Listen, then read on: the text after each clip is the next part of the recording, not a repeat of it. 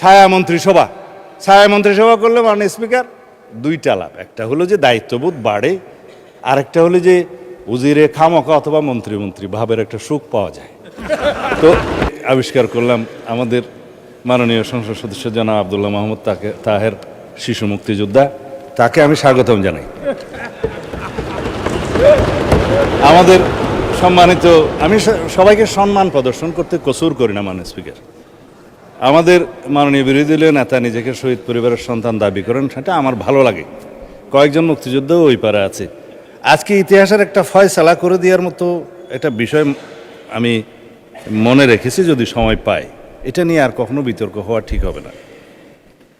মাননীয় স্পিকার, মহামান্য রাষ্ট্রপতির ভাষণের উপর যেহেতু বক্তৃতা রাখছি, ধন্যবাদ প্রস্তাবের উপরে মহামান্য রাষ্ট্রপতিকে ইনস্টিটিউশনের প্রধান হিসেবে ধন্যবাদ এই জন্যই জানাই যে 2024-এর 5ই আগস্ট থেকে 8ই আগস্ট পর্যন্ত এই রাষ্ট্রে সরকারবিহীন অবস্থায় যে রাষ্ট্রের অভিভাবকের ভূমিকা পালন করেছেন, সেই জন্য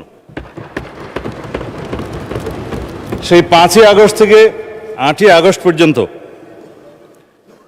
প্রধানমন্ত্রী তৎকালীন ফ্যাসিস্ট শেখ হাসিনা পালিয়ে গেছে, পার্লামেন্ট ডিজলভ হয়েছে, মন্ত্রিপরিষদ নাই, এবং 106 কনস্টিটিউশনের অ্যাডভাইজারি রোলের বিপরীতে প্রেসিডেন্ট অ্যাডভাইস চেয়েছেন সুপ্রিম কোর্টের কাছে, যার অনুবলে ইন্টারিম গভর্নমেন্ট সৃজন হয়েছে, কিন্তু কোনো টাইম লিমিট দেওয়া ছিল না। তারও একটা কারণ ছিল, চিফ জাস্টিস এবং অ্যাপিলেট ডিভিশন পদত্যাগ করেছে। সেই রকম একটা অবস্থায় এই রাষ্ট্রের অভিভাবকের ভূমিকা হিসেবে তাকে দায়িত্ব পালন করতে হয়েছে, সেই জন্য ধন্যবাদ জানাই। ভাষণের জন্য পরে দেব। আমাদের এখানে একজন মাননীয় সংসদ সদস্য আছেন, বিরোধী দলীয় চিফ হুইপ জনাব নাহিদ সহ আরও অনেকেই চিফ অ্যাডভাইজার ডক্টর ইউনূস সাহেবের নেতৃত্বে শপথ গ্রহণ করেছিলেন। রাষ্ট্রপতিকে তখন তারা স্বীকৃতি দিয়েছে মাননীয় স্পিকার। এখানে যখন বলে যে 2024-এর ইন্টারিম গভর্নমেন্ট, আমি আসলে কিছু কথা বললে হয়তো অনেকে অন্যভাবে নিবে। এই ইন্টারিম গভর্নমেন্টটা ছিল ভিতরে বাইরে দুই দলের সমর্থনে। তো এক দল ছিল যমুনার অভ্যন্তরে, আর একটা দল ছিল যমুনাকে কিনারে। তো মাননীয় স্পিকার,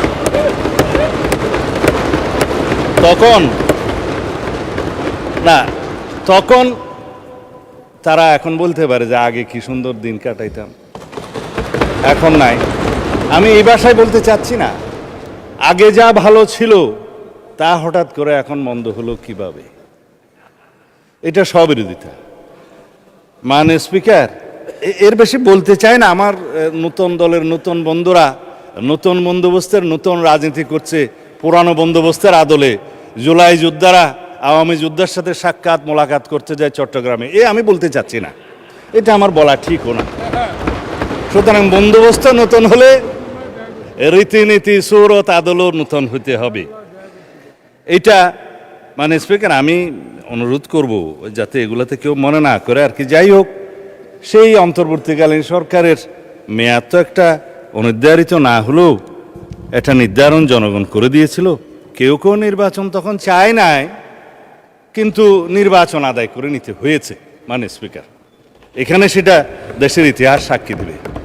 তো সুতরাং ওই 4 দিনের সরকার, 4 দিনের দুনিয়া, তো এখন বলতে গেলে যে ও उम्र दराज मांग के लाए थे 4 दिन, 2 अर्जों में काट गए, 2 इंतजार में, এখন খতম হবে।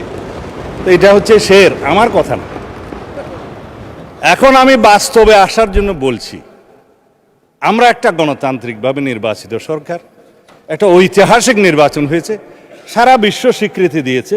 যারা ইলেকশন অবজারভার্স এসেছিলেন ইইউ সহ সমস্ত দুনিয়া থেকে, তারা সবাই বলেছে বাংলাদেশে একটা সুষ্ঠু শান্তিপূর্ণ নির্বাচন হয়েছে। গত পরশুদিন ইইউর নির্বাচন পর্যবেক্ষণ মিশনের চূড়ান্ত প্রতিবেদন দাখিল হয়েছে, আমাদেরকেও দিয়েছে, মাননীয় বিরোধী দলীয় নেতার কাছেও দিয়েছেন।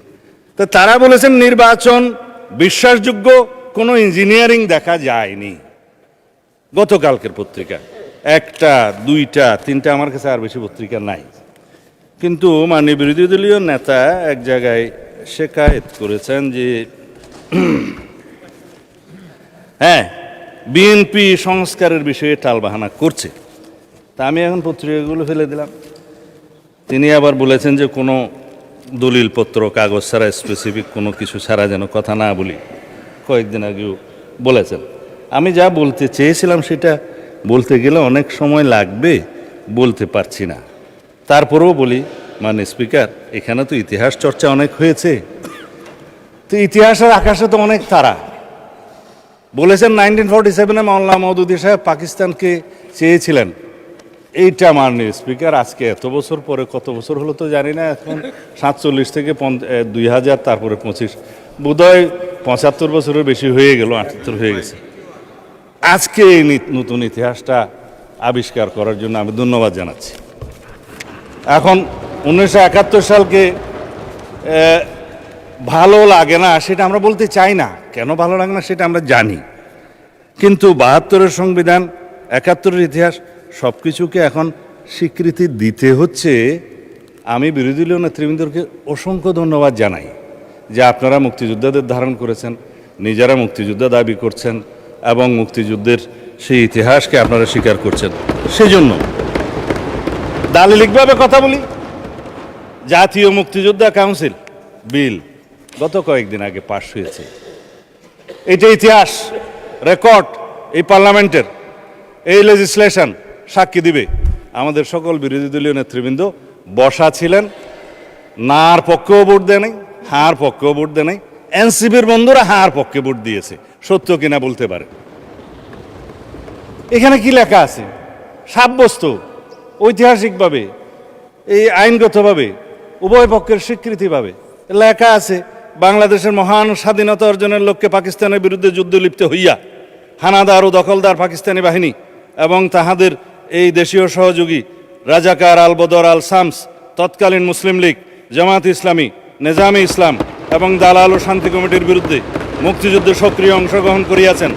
এই সকল বেসামরিক নাগরিক উক্ত সময়ে যাহাদের বয়স সরকার কর্তৃক নির্ধারিত নিম্ন বয়সের সর্বনিম্ন বয়সের মধ্যে এবং সশস্ত্র বাহিনী, east Pakistan rifle, EPR, police বাহিনী, মুক্তিবাহিনী, প্রবাসী বাংলাদেশ সরকার ও উক্ত সরকার কর্তৃক স্বীকৃত অন্যান্য বাহিনী, নৌ কমান্ডো, কিলো ফোর্স, আনসার সদস্য এবং বাংলাদেশের নিম্ন বর্ণিত নাগরিকগণ বীর মুক্তিযুদ্ধে অন্তর্ভুক্ত হইবেন। তার মধ্যে বীরঙ্গনা হয়েছে, নার্স, ডাক্তার, চিকিৎসকদেরকেও বলা হয়েছে। এটার নাম হচ্ছে বীর মুক্তিযোদ্ধার ডেফিনিশন। ইতিহাস সাব্যস্ত হয়ে গিয়েছে, সম্মত হয়েছে। এটা নিয়ে যেন আর কখনো বিতর্ক আমরা না করি জাতীয়ভাবে, এই অনুরোধ থাকলো। বিভক্তি আর চাই না, স্বীকৃত দলিল। মুক্তিযুদ্ধের ডেফিনিশনে কি বলা হয়েছে? 1971 খ্রিস্টাব্দে 26 মার্চ থেকে 16 ডিসেম্বর পর্যন্ত একটি স্বাধীন গণতান্ত্রিক রাষ্ট্র হিসাবে বাংলাদেশের জনগণের জন্য সাম্য, মানবিক মর্যাদা ও সামাজিক ন্যায় বিচার প্রতিষ্ঠার আকাঙ্ক্ষায় হানাদার ও দখলদার পাকিস্তানি সশস্ত্র বাহিনী এবং তাহাদের সহযোগী রাজাকার আল বদর আল শামস, তৎকালীন মুসলিম লীগ, জামাত ইসলামী, নেজাম ইসলাম এবং দালাল ও শান্তি কমিটির বিরুদ্ধে পরিচালিত যুদ্ধ, যাহার নাম মুক্তিযুদ্ধ, সাব্যস্ত হয়ে গিয়েছে। ফেলে দিলাম মাননীয় স্পিকার, আর কখনো কথা বলার প্রয়োজন নাই। এখন বাংলাদেশের ইতিহাস নিয়ে যদি আমি কথা বলি 1971 থেকে 2026 পর্যন্ত, এগুলো অনেক কথা ঘাটাঘাটনি হবে। অনুরোধ করেছেন আমরা যেন ওইদিকে না যাই। আমি বিস্তারিতভাবে বলবো না, সম্মত হয়েছি। কিছু কথা রেকর্ডে না রাখলেই নয়। সেজন্য মানে স্পিকার, আমি কি এখানে কাউকে জাতীয় বেঈমান বলতে পারি? এটা অসাংবিধানিক হবে। হ্যাঁ, ঠিক আছে, আমি চাইলে আওয়ামী লীগকে জাতীয় বেঈমান বললাম না 1986 সালে, এবং তাদের যে সহযোগী হিসাবে, সহযোদ্ধা বা হামসফর হিসাবে ইলেকশনে যারা গিয়েছিল, তাদেরকে আমি কিছু বলতে চাই, এটাও আমার বলা ঠিক হবে। এখন আসি মাননীয় স্পিকার, এই সংসদে কথা বলবো বলে ইমোশনাল একটু বক্তৃতা দেই। কতকাল অপেক্ষা করেছি। আমার ক্ষেত্রে সেটা 19 বছর, আপনার ক্ষেত্রে কত বছর জানেন? 19 বছরই হবে।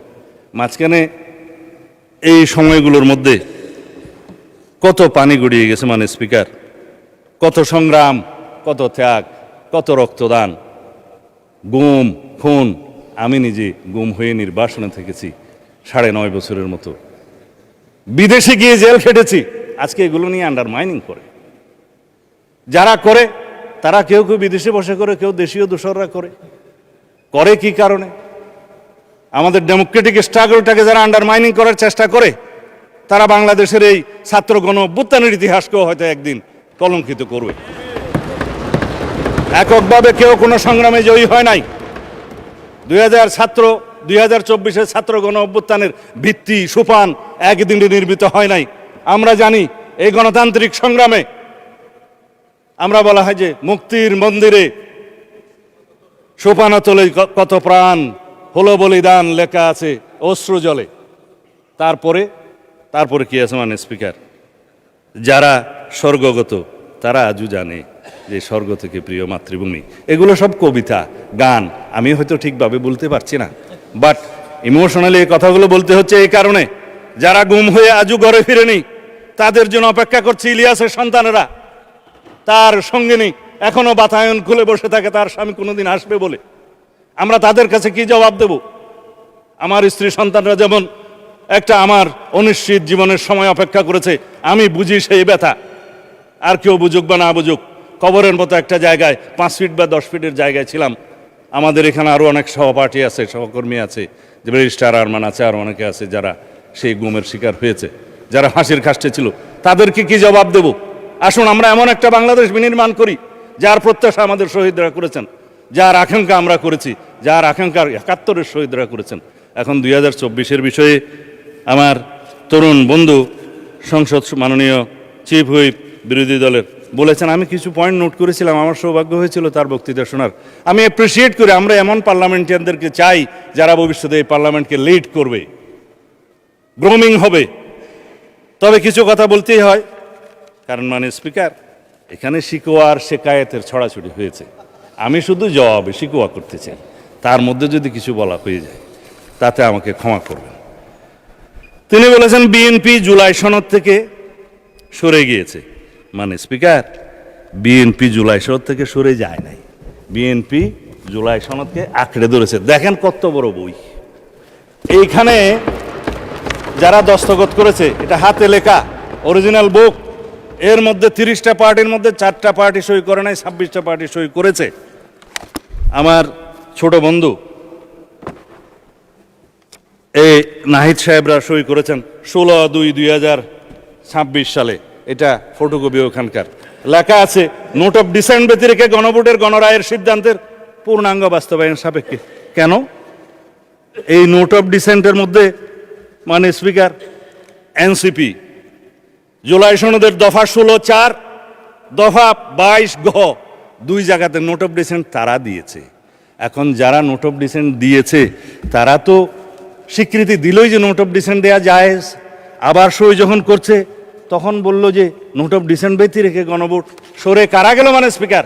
দালালিকভাবে বললাম, আপনারা সরে গিয়েছেন, আমরা সরে যাইনি।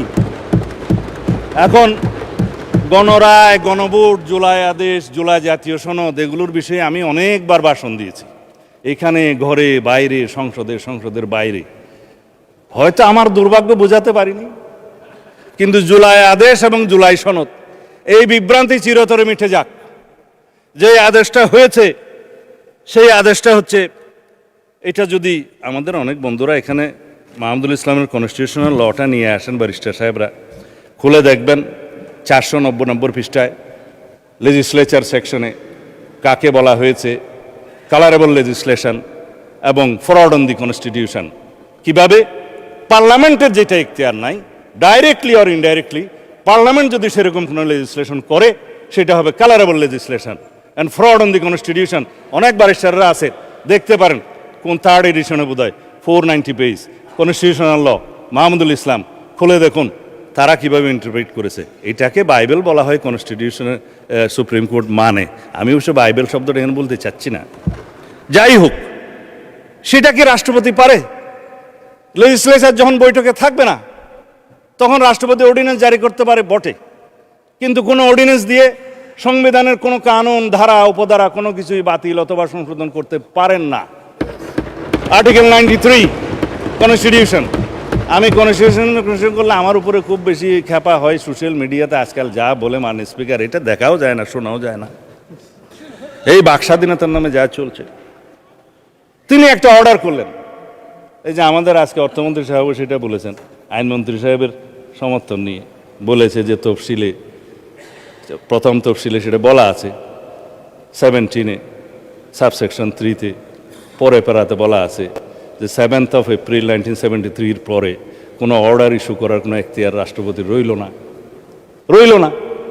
অর্ডারই যেটা না, ভয়েড ইন ইস্যু, সেই অর্ডারের উপরে কথা বলছে মাননীয় স্পিকার আমাদের বিরোধী দলীয় সদস্যরা। জনাব নাহিদ সাহেবকে আবারও ধন্যবাদ জানাই যে বলেছে রাষ্ট্রপতি অর্ডার দিতে পারে না, রেকর্ডে আছে মানি। এরপরে তিনি বলছেন যেহেতু এর উপর একটা গণভোট হয়েছে মাননীয় স্পিকার, সাদই যদি জায়েজ না হয় তাহলে পরে লিজিটিমেট হয়ে যাবে না বাকিটা। এটা হচ্ছে মোটামুটি কথা। এখন বলছে গণভোট হওয়ার কথা। হ্যাঁ, আমাদের মাননীয় সংসদ সদস্য জুনায়েদ সাকি সাহেব, আরও অনেকে এখানে যারা ঐকমত্য কমিশনের মধ্যে, জাতীয় ঐকমত্য কমিশনের মধ্যে কাজ করেছেন, সদস্য ছিলেন, বিভিন্ন পার্টিকে প্রতিনিধিত্ব ছিলেন, শাহাদত সাহেব, সেলিম সাহেব আছেন, আমাদের মাননীয় সদস্য তাহের সাহেব আছেন, আরও অনেকে আছেন। গণভোট হওয়ার কথা প্রস্তাব তো আমিই করেছিলাম বিএনপির পক্ষে। কিসের উপরে করেছিলাম? জুলাই জাতীয় সনদের যখন আপনারা আইনগত ভিত্তি চাচ্ছেন যে এটার একটা আইনগত ভিত্তি রচনা করার দরকার, তা আমরা বললাম যে ঠিক আছে, সার্বভৌম জনগণের কাছে যাই, তারা এই জুলাই সনদের পক্ষে আছে কিনা আমরা জেনে নেই। একটা রেফারেন্ডাম হতে পারে, রেফারেন্ডামের জন্য একটা অধ্যাদেশ হবে, সম্মত হলো। জুলাই জাতীয় সনদের উপরে গণভোট তো আমরা মানেই মাননীয় স্পিকার। জনগণ ভোট দিয়েছে, আমার নেতারা বলেছে যে গণভোটের পক্ষে হ্যাঁ বলুন, বলেছে। কারণ এই জুলাই জাতীয় সনদ স্বাক্ষরিত হওয়ার পরে হঠাৎ করে একটা নাজিল করলো যে জুলাই জাতীয় সনদ উইদিন ব্র্যাকেট সংবিধান সংস্কার আদেশ নামে একটা জিনিস, না বাস্তবায়ন আদেশ 2025 11 নভেম্বর সম্ভবত, কোথায় গেল বইটা, যাই হোক। এখন হ্যাঁ, এইটা হচ্ছে 13 নভেম্বর 2025। এইটা নাজিল হলো মাননীয় স্পিকার, কেউ বলেও নাই, সম্মতও হয় নাই, আলোচনাও হয় নাই। তো সেই জন্যই আমি রাষ্ট্রপতিকে জিজ্ঞেস করছিলাম, মাননীয় রাষ্ট্রপতি এই আদেশকে আপনি জারি করতে পারেন? তার উপর অনেকে ট্রল করেছে, তিনি বলেছেন যে আমি তো পারি না, আমাকে পারাচ্ছে, সেই জন্যে অনেক ট্রল হয়েছে তো তাই। এখন কথা হলো যিনি ইস্যু করছেন তিনি কেন ইস্যু করলেন, সেই প্রশ্ন তাকে করেছি। এবং এই আদেশের পরে যেই গণভোট অধ্যাদেশটা দেয়া হলো, সেই গণভোট অধ্যাদেশ, আমরা তো গণভোটের জন্য অধ্যাদেশটা মানি, কিন্তু গণভোটের অধ্যাদেশের মধ্যে কি কখনো মানে স্পিকার এই রকম তফসিল দিতে পারে জুলাই জাতীয় সনদের? এই 48টা তফসিল এখানে দেয়া আছে, দিয়ে নোট অফ ডিসেন্টের কোনো পোর্শন এখানে রাখা হয় নাই। It is also a fraudulent ordinance, যে 30টা প্রভিশন আউট অফ 48। এখানে বলা হচ্ছে মানে স্পিকার 4টা প্রশ্ন দেয়া হলো, সেই প্রশ্নগুলো 3 নম্বর সেকশনে আছে। সেই প্রশ্নগুলোর মধ্যে 3.5টা জুলাই সনদের সাথে সামঞ্জস্য আছে, আধাটা প্রশ্ন নাই। সেই আধাটা প্রশ্ন হচ্ছে ওই অবৈধ জুলাই আদেশের উপর ভিত্তি করে। এখন যেটা প্রথম থেকেই অবৈধ, ভয়েড ইন ইস্যু, এবং সেই জিনিসটার উপরে কোনো রকম সম্মতি ছিল না, রাজনৈতিক সমঝোতা ছিল না, জুলাই জাতীয় সনদের যে স্বাক্ষরিত দলিল তার সাথে কোনো মিল ছিল না, এবং সেই এরকম একটা আদেশ কিভাবে অন্তর্বর্তীকালীন সরকার করতে পারে মাননীয় স্পিকার? এবং সেই প্রেসিডেন্টের কি ক্ষমতা আছে? আমরা তো জুলাই জাতীয় সনদ বাস্তবায়নের জন্য যে নোট অফ ডিসেন্টের অংশ দিয়েছে, সেই মতে আমাদের নির্বাচনী ইশতেহার আমরা উল্লেখ করেছি প্রত্যেকটা দফা, আমার সাথে নির্বাচনী ইশতেহার আছে, এবং প্রত্যেকটা দফা যেখানে নোট অফ ডিসেন্ট আছে নির্বাচনী ইশতেহার উল্লেখ করতে যেয়ে আমাদের 3 পাতা বৃদ্ধি পেয়েছে সেটার বহর। তারপরে জনগণের কাছে আমরা গিয়েছি, সেই ম্যানিফেস্টোর উপর আমাদেরকে 51% ভোট দিয়েছে। সংখ্যার দিক থেকে 213টা না 14 জন আমরা এখানে সংসদ সদস্য আছি মাননীয় স্পিকার। এখন সেটা কথা বলছে একটু আগে মাননীয় সদস্য জনাব তাহের সাহেব, যে 2/3 মেজরিটির পরিণতি আমরা জানি। মাননীয় স্পিকার, 2/3 মেজরিটি না হলে 1979 সালে পঞ্চম সংশোধনী হতো না, বাকশাল বিলুপ্ত হতো না, বহুদলীয় গণতন্ত্র প্রতিষ্ঠা হতো না, এবং জুডিশিয়ারি ইন্ডিপেন্ডেন্স কায়েম হতো না, আর্টিকেল 96 আসতো না, সুপ্রিম জুডিশিয়াল কাউন্সিল আসতো না, এই দেশে মুক্ত গণমাধ্যম আসতো না, এগুলো কিছুই আসতো না। এবং 2/3 মেজরিটি না হলে শেষ পর্যন্ত আমরা আজকে এইখানে যে এসছি জনগণের জন্য প্রত্যাশা পূরণ করার জন্য, আমরা হয়তো সেই সংবিধান সংশোধনী করতে পারতাম না। আমরা অ্যাপ্রোচ করেছি প্রথম দিকের ভাষণে on behalf of the leader of the house, that আসুন আমরা একটা সংবিধান সংশোধনী বিশেষ কমিটি করি, রুলস অফ প্রসিডিউরের 266 অনুসারে, ওখানে টার্মস অফ রেফারেন্স থাকবে, আমরা আলোচনা করব, এখানে জুলাই জাতীয় সনদ সহ under the sun anything we can discuss there, এবং আমরা একটা let us have a constitution for the future generation, আমরা এখানে আলোচনা করব, কম্প্রোমাইজ করব, আলাপ আলোচনার ভিত্তিতে, সমঝোতার ভিত্তিতে আমরা সেই কনস্টিটিউশনটা গ্রহণ করব। তারা বললেন সংস্কার পরিষদ করতে হবে। আপনারা যদি সংশোধনীকে সংস্কার মনে করে মনে মনে খুশি হতে পারেন, অসুবিধা কি? আসুন ওখানে আলোচনা করি।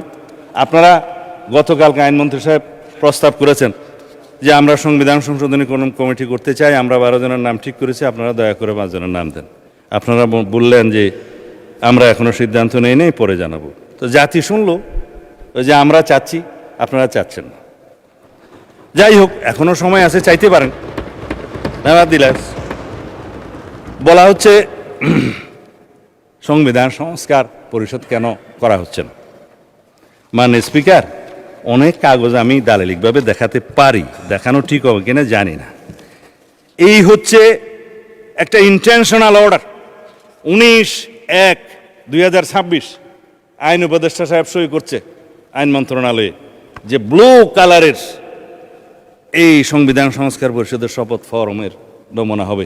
কি এখতিয়ার আছে সংবিধানের তফসিলে? আর্টিকেল অনুসারে 148 মনে হয় যে তফসিলগুলো, তৃতীয় তফসিলে আছে ফর্মগুলো। হ্যাঁ, আমি ভুল না বললে রিপিট করেন না, 148 ঠিকই আছে। এখন অন্তত জনগণ বিশ্বাস করে। এই যে ব্লু পেপারে আইন উপদেষ্টা সাহেব সই করে দিলেন যে ব্লু পেপারে এই সংবিধান সংস্কার পরিষদের শপথ ফর্ম হবে, কোথায় পেয়েছে? পদে পদে তারা সংবিধান ভায়োলেশন করেছে। এর উপর ভিত্তি করে ফাইল ইনিশিয়েট হয়েছে আরও আগে। তখন তো মাননীয় স্পিকার গণভোট হয় নাই। 19 জানুয়ারিতে 2026 কি গণভোট হয়েছে? যে গণভোটের অনুবলে যে সব জায়েজ করতে চাচ্ছে, এটা তো বিফোর দ্যাট, ডকুমেন্টারি কথা বলছি।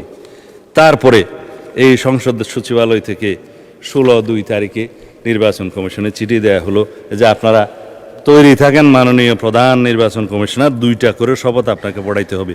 কোথায় পেল মাননীয় স্পিকার?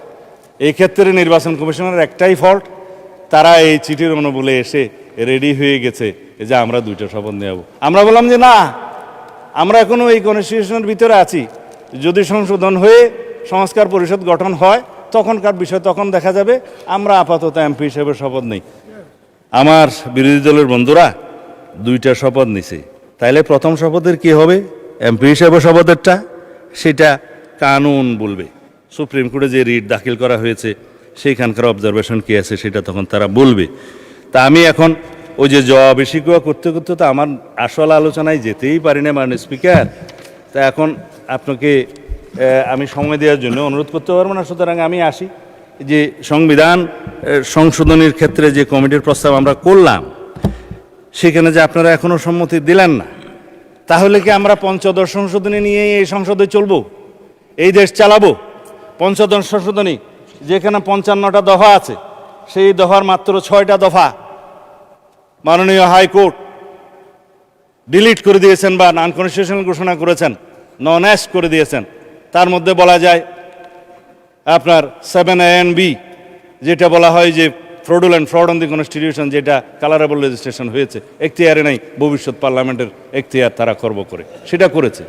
তারপরে আর্টিকেল 58A, ওইটা ক 2 পরিচ্ছেদ যেটা আছে আর কি, আপনার তত্ত্বাবধায়ক সরকার বিলোপ করেছিল, সেটাকে আনকনস্টিটিউশনাল ঘোষণা করেছে। 44 সাবসেকশন 2 করেছে, যেটা জুডিশিয়ারির ব্যাপার।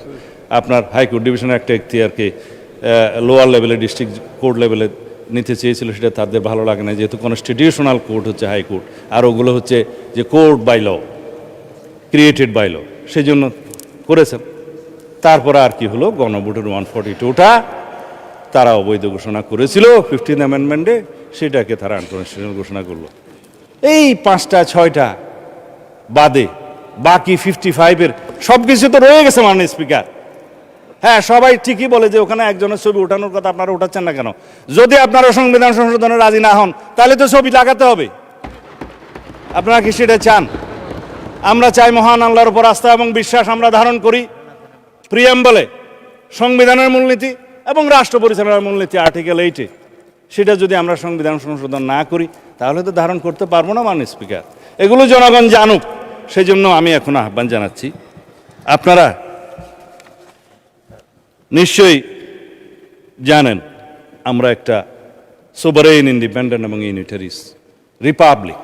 এই রিপাবলিকের মানি আসছে হলো রেস পাবলিকা থেকে। এটা জনগণের সম্পত্তি, রেস মানি জিনিস। এই রিপাবলিকের মালিক জনগণ। আপনারা অনেকেই বক্তৃতা দিয়েছেন যে কনস্টিটিউশন তো মানুষের জন্য, মানুষ কনস্টিটিউশনের জন্য না, 100% সত্য। সুতরাং এই রিপাবলিকের যে মালিক জনগণ, তাদের পক্ষে যদি আমরা কনস্টিটিউশন অ্যামেন্ডমেন্ট করতে চাই, তাহলে আমাদেরকে এই সংবিধান সংশোধনী কমিটিতে আসতে হবে। মানে স্পিকার, বর্তমান দুনিয়াতে with new global order, new global economic order, new global south, balance and imbalance, এগুলো সবগুলোর সাথে তাল মিলিয়ে আমাদের নেতা মাননীয় প্রধানমন্ত্রী জনাব তারেক রহমান বিশ্ব স্বীকৃতি পেয়েছেন।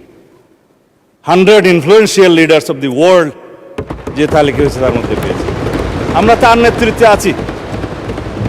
আমরা পেয়েছি তার কাছ থেকে প্ল্যান। তিনি বলেছেন আই হ্যাভ এ প্ল্যান, আমরা সবাই বলি উই হ্যাভ এ প্ল্যান। সেই প্ল্যান কি এবং সেই প্ল্যানের বাস্তবায়ন কি জাতি দেখতে শুরু করেছে মাননীয় স্পিকার। বিএনপি প্রতিশ্রুতি দেয়, বিএনপি প্রতিশ্রুতি রাখে। বিএনপির ইতিহাস 1971 সালের ইতিহাস, মহান স্বাধীনতার ঘোষক শহীদ রাষ্ট্রপতি জিয়াউর রহমানের। বিএনপির ইতিহাস 7ই নভেম্বরের ইতিহাস, এই দেশের সংবিধান এবং এই রাষ্ট্রকে রক্ষা করার ইতিহাস। বিএনপির ইতিহাস 1979 সালে বহুদলীয় গণতন্ত্র প্রতিষ্ঠার ইতিহাস। বিএনপির ইতিহাস 1991 সালের এই দেশের সংসদীয় রাজনীতি প্রবর্তনের ইতিহাস। বিএনপির ইতিহাস 1996 সালে তত্ত্বাবধায়ক সরকার পদ্ধতি প্রতিষ্ঠার ইতিহাস। বিএনপির ইতিহাস 1990, 2024-এর ছাত্র গণ অভ্যুত্থান এবং গণ অভ্যুত্থানের মধ্য দিয়ে এই দেশের বারবার গণতন্ত্রকে রক্ষা করার ইতিহাস। মাননীয় স্পিকার, সময় তো চলে গেল, মাগরিবের আজান পর্যন্ত অন্তত যাই, আপনি তো গরিব বিচাই দিতে পারেন। মাননীয় স্বরাষ্ট্রমন্ত্রী, আর 11 মিনিট পরে আজান হবে, তো ওই যে ঠিক আছে, আমি আন্দাজে বয়ান করবো না মাননীয় স্পিকার। আর আপনি 10 মিনিটের মধ্যে শেষ করে দেন। ঠিক আছে, মাচ অবলাইজ। যাই হোক মাননীয় স্পিকার, আজকাল সামাজিক যোগাযোগ মাধ্যমে যা চলছে বাক ব্যক্তির স্বাধীনতার নামে, সেটাকে যদি নিয়ন্ত্রণ করা না যায়, আমরা যদি নিজে নিজে নিয়ন্ত্রণ না হই, এই জাতিকে আমরা কোথায় নিয়ে যাব জানি না। কিছু আছে বিদেশে, কিছু আছে দেশে, কিছু আছে ঘরে। এখানে আমরা freedom of speech and freedom of press বলে কথা থাকে, এটাও আর্টিকেল 39-এ বিবৃত আছে। But it is subject to reasonable restriction imposed by the law in the greater interest of the state and public order. আরও কিছু কিছু আছে, তো সেই রিজনেবল রেস্ট্রিকশনটা তো কোর্ট দয়া করে বলতে পারে। আমরা আইন মন্ত্রণালয়কে, সংসদ বিষয়ক মন্ত্রীকে বলতে পারি যে এই রেস্ট্রিকশনগুলো কি আমরা এনাক্টমেন্টে আনতে পারবো? না হলে পিতার সাথে কন্যাকে জড়িয়ে, মাননীয় প্রধানমন্ত্রীর স্ত্রী কন্যাকে সহ জড়িয়ে যেইভাবে বাংলাদেশে এই স্বাধীনতার নামে যেভাবে কুৎসিত কলঙ্কিত ধারা হচ্ছে, এটা বেশি দূর এগোতে পারবে না মাননীয় স্পিকার। আমরা পারবো না, আমাদের কালচারটা নষ্ট হয়ে যাবে, সামাজিক সোশ্যাল হারমোনি নষ্ট হয়ে যাবে, রিলিজিয়াস হারমোনি নষ্ট হয়ে যাবে, আমাদের এখানে অনেক কিছু অনাচার হবে। সেই জন্য অনেক সময় মাননীয় স্পিকার আমরা বলি যে আমরা তো কাউকে উল্লু ডাকতে পারি না এই মাননীয় সংসদে, মহান সংসদে পারি না। কিন্তু এখন যে পরিমাণে দেখছি আবারও শের যে बर्बाद है गुलिस्ता के लिए ये एक ही उल्लू काफ़ी है। तो अभी घर घर बोले जे अगर हर शाख पे उल्लू बैठे हैं तो अंजाम गुलिस्ता क्या होगा। এখন যেভাবে ঘরে ঘরে আমরা এগুলাকে দেখছি দেশে বিদেশে, আমি নাম নেব না, অনেক ইউটিউবার এটা সেটা আছে মাননীয় স্পিকার, মনে হয় যেন পৃথিবীর একমাত্র বাক স্বাধীনতা তাদের আছে আর আমরা এখানে সব নিরহ জনগণ। কাউন্টার করলে বলে যাবে যে এটা বলেছে, আরো গালিগালাজ শুরু হবে। গালিগালাজের প্রতিযোগিতায় যদি মাননীয় স্পিকার কেউ চ্যাম্পিয়ন হতো, দেশে বিদেশে অনেকেই আছে, নাম বলবো না। যাই হোক, এখন আমি অনুরোধ করবো আমার নবীন বন্ধুদের, ৭১-এর চেতনা বিক্রি করতে করতে একটা দল নিঃশেষ হয়ে গিয়েছে, পালিয়ে যেতে বাধ্য হয়েছে। আমরা সবাই জুলাইয়ের চেতনাকে যেন রাজনৈতিক ব্যবসা হিসেবে ব্যবহার করি। জুলাই আমাদের সবার, জুলাই আমাদের চেতনা, কিন্তু আমরা নেব স্পিরিটটা। জুলাই কি চেয়েছিল, আমাদের শহীদরা কি চেয়েছিল, আমাদের ছাত্রগণ অভ্যুত্থানের মূল স্পিরিট কি ছিল, এটাকেই আমরা ধারণ করি। কিন্তু কৃতিত্বকে যেন আমরা ধারণ না করি। আমরা কেউ কৃতিত্ব নেব না। এই দেশের সকল জনগণ যারা ফেসিবাদ বিরোধী গণতান্ত্রিক আন্দোলনে অংশগ্রহণ করেছে দীর্ঘ ধারাবাহিক প্রক্রিয়ায়, সেই 2009 থেকে 2024 পর্যন্ত এই রক্তের সোপান মাটি দিয়ে যারা এসেছে, সবাই এর কৃতিত্বের দাবিদার, আমরা কেউ না। আমরা হয়তো কেউ কখনো সেই ধারাবাহিকতায় গুম হয়েছি, ফাঁসির কাস্টে গিয়েছি, কেউ আজও পর্যন্ত ফিরে আসে নাই, সবাই আমরা ভাগিদার। সুতরাং আমি বলবো, আমরা এই যে ইলেকশন ইঞ্জিনিয়ারিংয়ের কথা বললাম, এই জাতীয় বক্তব্য যেন আমরা না দিই, যেটা ইন্টারন্যাশনালি অ্যাকসেপ্টেড, সেই হিসাবে যেন আমরা যাই। আমি একটা বিষয় ভুলে যাচ্ছি, আমরা এই শোকের দিনে নিজেরা বোধহয় আওয়ামী লীগের সময় নির্যাতনের, নিপীড়নের, লুটপাটের কাহিনী সবাই ভুলে যাচ্ছি মাননীয় স্পিকার। নিজেদের মধ্যে আমরা মুক্তিযোদ্ধা, অমুক্তিযোদ্ধা, ৭১, ৭২ করতে করতে আমরা যেন সেই স্মৃতি বিস্মৃত হয়ে যাচ্ছি, সেটা যেন আমরা না বলি। ক্ষুদ্র একখান কাগজ নিয়ে এসেছি মাননীয় speaker, state of the state economy, white paper on state of the Bangladesh economy since 2009 to 2023. It is made by and headed by Debapriya Bhattacharya, আপনারা জানেন রিনাউন্ড ইকোনমিস্ট। একটা শ্বেতপত্র সেল করেছিলেন ইন্টারিম গভর্নমেন্টের সময়। কি বলেছে তারা আওয়ামী লীগের সময়ের এই কাহিনী, শুধু আর্থিক লুটপাটের কথা বলছে। Between 2009 and 2023 illicit financial outflows average $16 billion annually, more than double the combined bill of the foreign aid and FDI inflows. এখন বলছে সেগুলো দিয়ে আমরা এই যে having tax exemptions could double the education, আমাদের এডুকেশন ফান্ডকে দ্বিগুণ করা যেত, অ্যান্ড ট্রিপল হেলথ এডুকেশন, 3 গুণ করা যেত স্বাস্থ্য বাজেটের।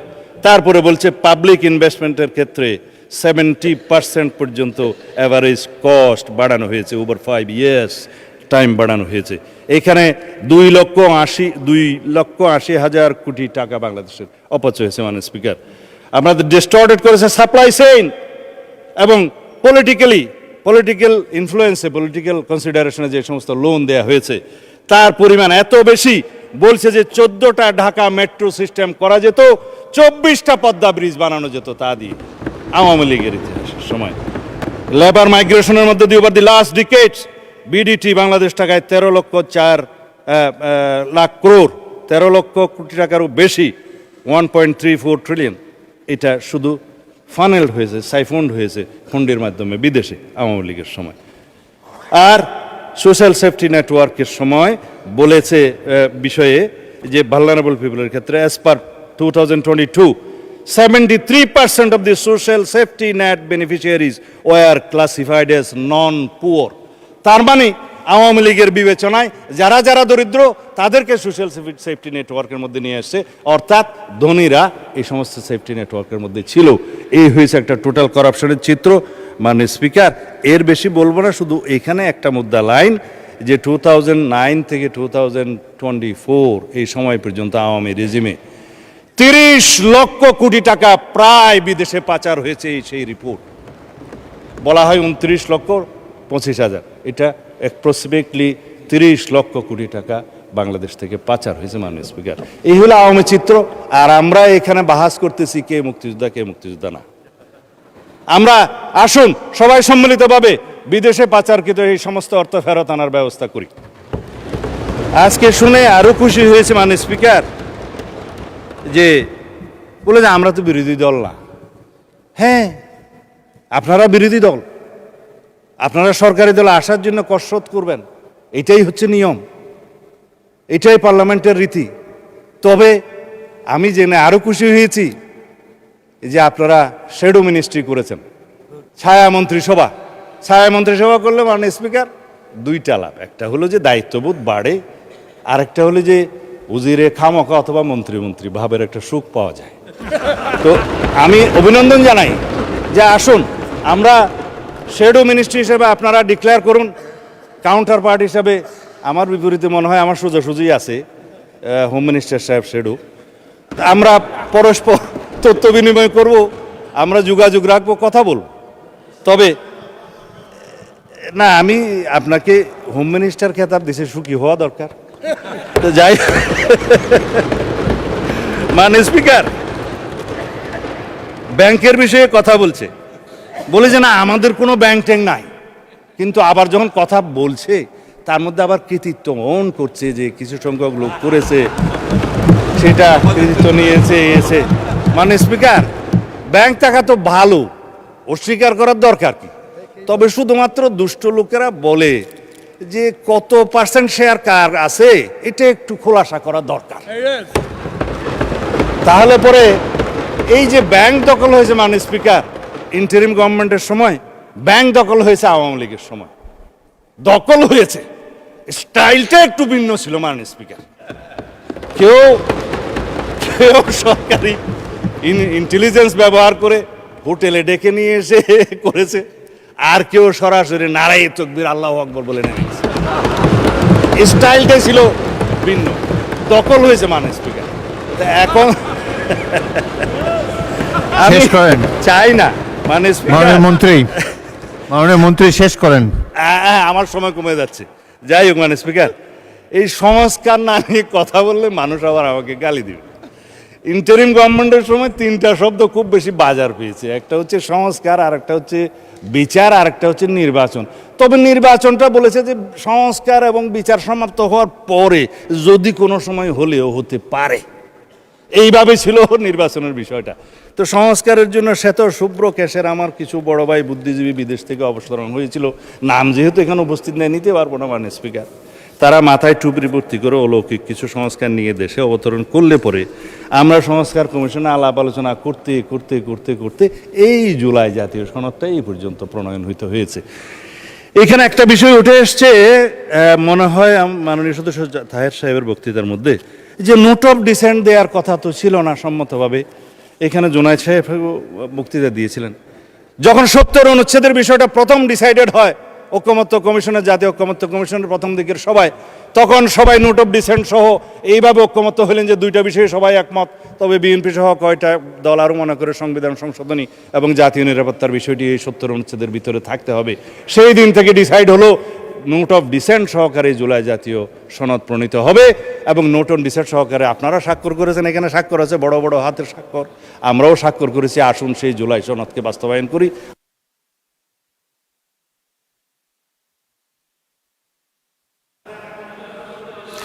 আপনি আজানের অপেক্ষায় আছেন? আচ্ছা চালান, আজান পর্যন্ত বলেন। ঠিক আছে মাননীয় স্পিকার, খাঁটি প্র্যাকটিসিং মুসলিম তো আজান দিলে নিজে নিজেই বন্ধ হয়ে যাব।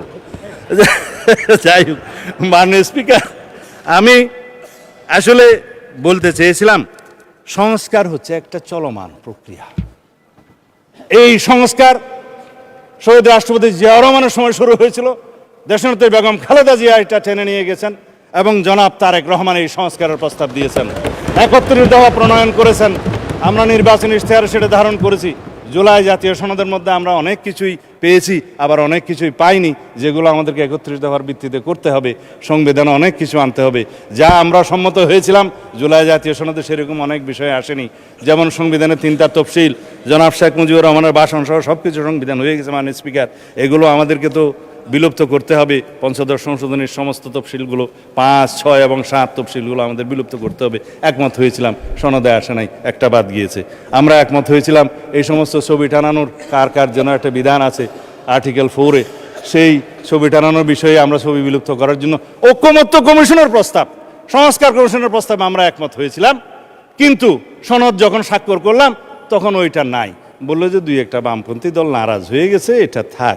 তাই বললাম এখানে যদি আপনারা খুশি করার জন্য সনদ স্বাক্ষর করেন তো করতে পারেন, কিন্তু মাননীয় স্পিকার আমাদের একটা তাগাদা ছিল যে এরা সংস্কারের বাহানায় যদি নির্বাচনটা না হতে দেয় সেজন্য আমরা সব কিছুতে আপোষ করে জুলাই জাতীয় সনদেও স্বাক্ষর করেছি।